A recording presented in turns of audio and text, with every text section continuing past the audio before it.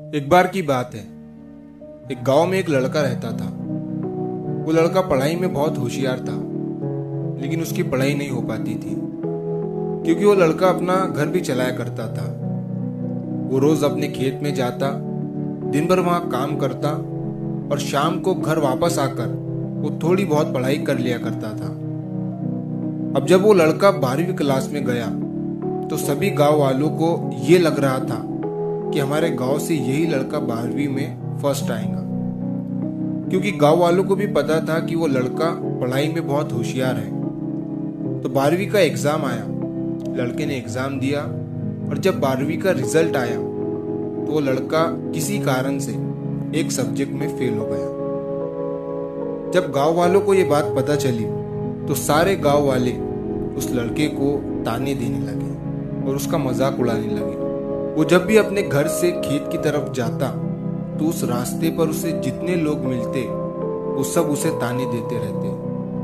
अब वो लड़का लोगों के ताने सुनकर बहुत परेशान हो जाता है और ये बात वो अपने उस्ताद को बताता है कि उस्ताद जी, मैं जब भी अपने घर से खेत की तरफ जाता हूँ तो उस रास्ते पर जितने लोग मुझे मिलते हैं सब मेरा मजाक उड़ाते हैं। तो उसके उस्ताद ने उसे कहा कि तू ना एक काम कर, एक बड़ा सा लोटा ले और उस लोटे को पूरा ऊपर तक दूध से भर दे और जब तू उस रास्ते से गुजरे तो तू उस लोटे से दूध का एक बूंद भी नीचे गिरने मत देना। लड़के ने एक दिन वैसा ही किया। वो जब उस रास्ते से दूध का लोटा लेकर निकला तो उसका फोकस उस लोटे पर इतना था कि उसे लोगों की आवाज ही सुनाई नहीं दी।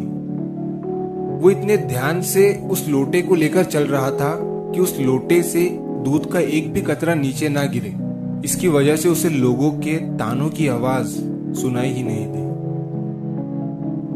तो इस कहानी से हमें ये सीख मिलती है कि अपने काम में इतना ढल जाओ, इतना फोकस अपने काम पर लगा दो कि बाकी की चीजों का आप पर कोई असर ही ना हो।